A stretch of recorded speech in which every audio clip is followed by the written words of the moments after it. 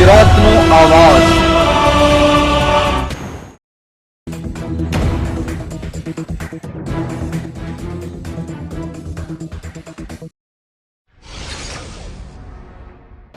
ભરૂચ જિલ્લાના અંકલેશ્વર જેડીસીમાં સગા પુત્રે જ માતાના ચપ્પુના ઘા મારી હત્યા કરતા ચકચાર મચી જવા પામી છે।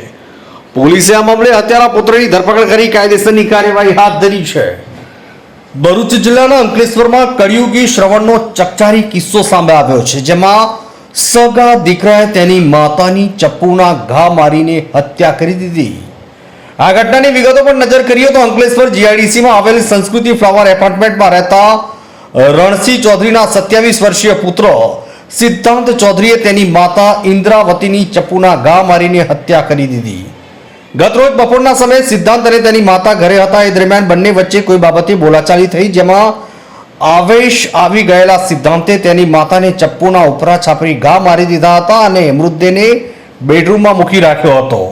આ બાદ તેણે તેના પિતાને ફોન કર્યો અને ઘરે કામ છે એવું કહી બોલાવ્યા। બાદમાં તેના પિતા ઘરે આવતા સમગ્ર મામલો બહાર આવ્યો હતો। બેડરૂમમાં પલંગ પરથી લોહીથી લથપથ હાલતમાં પત્નીના મૃતદેહને જોતા પતિના હોશ ઉડી ગયા હતા। આ તરફ બનાવની જાણ થતાની સાથે અંકલેશ્વર જીઆઈડીસી પોલીસનો કાફલો ઘટના સ્થળે પહોંચ્યો હતો અને મૃતકના મૃતદેહને પોસ્ટમોર્ટમ માટે ખસેડાવ્યા। આ મામલે પોલીસે ભારતીય ન્યાય સંહિતાની વિવિધ કલમો હેઠળ ગુનો નોંધ્યો અને હત્યારા પુત્રની ધરપકડ કરી કાયદેસરની કાર્યવાહી હાથ ધરી છે। ભરૂચથી લુકમાન દિવાનનો રિપોર્ટ।